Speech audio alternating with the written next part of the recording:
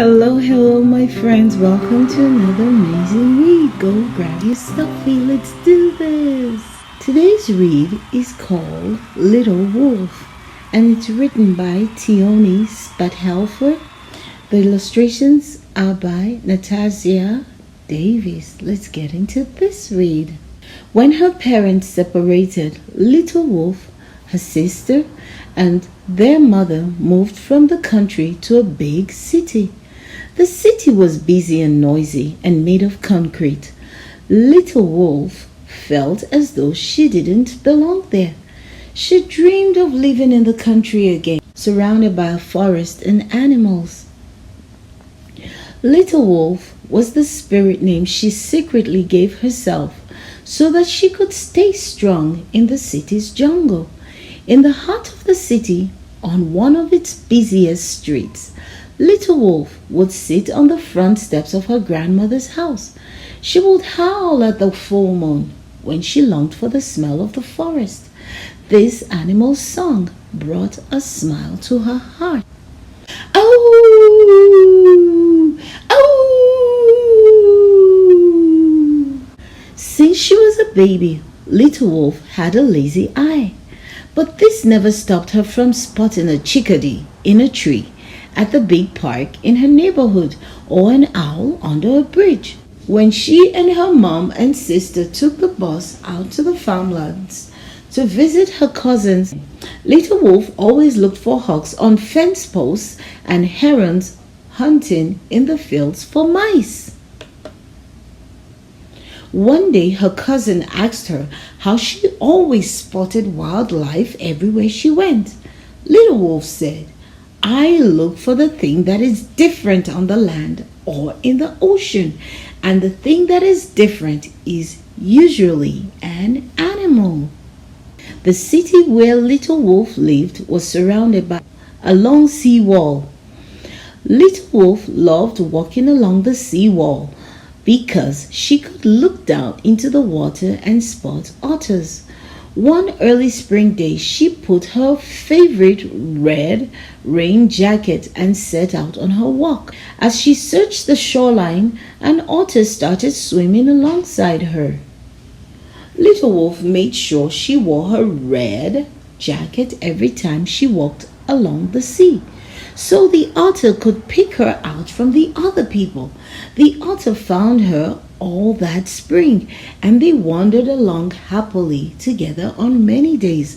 Finding nature in the city made Little Wolf feel happy and more at home. The other kids at Little Wolf's school were from many cultures, but no one else was indigenous like her. One day at recess, a large group of students surrounded Little Wolf and said mean things to her because of her heritage. They called her bad names. She was afraid, and those few minutes seemed to last forever. Little Wolf didn't know what to do or say to the kids. Suddenly, she found herself howling at the top of her lungs. Her wolf song made the mean kids go away.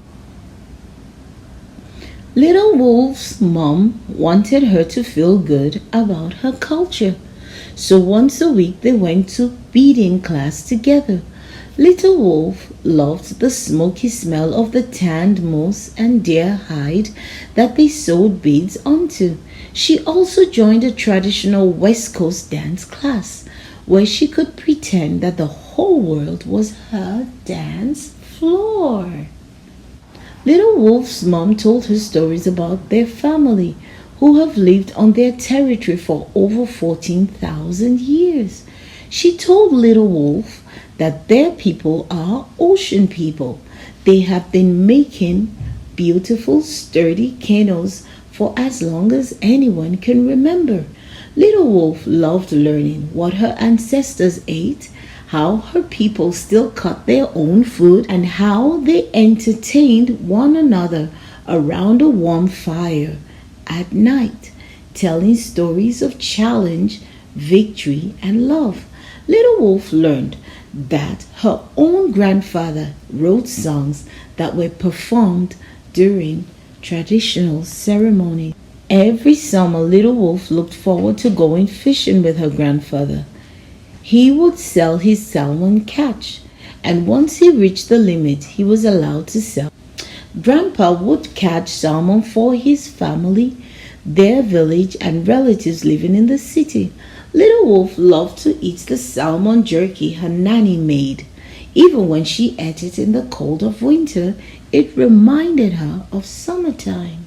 Her absolute favorite part of going on Grandpa's fishing boat was seeing the swift, magical dolphins that would swim and leap beside the boat. As long as the dolphins were swimming with them, Little Wolf would forget to help Grandpa on the boat. She would smile for hours as the dolphins played. Grandpa didn't mind. He loved seeing his granddaughter so happy.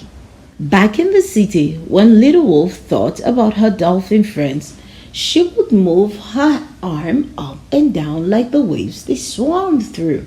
Whenever she had a dream about swimming with her summer dolphins, she would wake up happy. Little Wolf's mom knew how much she loved to be outdoors, so on her 10th birthday, they took the bus to go get a surprise birthday present.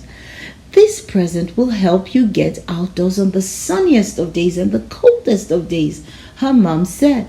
Little Wolf couldn't wait to find out what it was. They stopped in front of a building, and Little Wolf could hear dogs barking inside. It was a shelter for animals that needed new homes. Wow! They went inside and looked at all the dogs that could be adopted. There were big fluffy dogs, tiny dogs that didn't eat very much food, old dogs and puppies. It was hard to choose which dog would be best for her family until she got to the last cage. There stood a quiet and friendly dog with shaggy multicolored fur. He licked Little Wolf's hand and sat on her feet and looked up at her with big pretty eyes. This was the one she chose. She named him Prince and loved taking him for walks in the sunshine and the cold. This was her favorite birthday present of her entire life. That's a really good birthday present. At school, things were getting a bit easier. Little Wolf loved going to her school library and reading about people from all over the world. One day she read a sad book about black people who were once enslaved. The book was written by a wise man named Martin Luther King Jr., who wanted peace for people of all colors. His words inspired Little Wolf and made her feel hopeful. Little Wolf grew older and more confident and graduated from elementary school. She was nervous about starting high school, but also excited. Her mom took her shopping for school clothes, and Little Wolf chose a white long-sleeved t-shirt with colorful pictures of girls from different cultures. There was even an indigenous girl on the t-shirt. Little Wolf loved this t-shirt. She wore it with pride and had her school picture taken in it. Although she lived away from her traditional territory and would travel to faraway places throughout her life, Little Wolf was always proud of her heritage. It was a part of her, like the wolf song in her heart. The end. What an interesting and a beautiful read about Little Wolf. This is the story about a girl that named herself Little Wolf and how she found peace in her environment. Thank you so much for spending your time reading with me. Until the next time, my friends, who's amazing, you are so amazing, and keep on reading.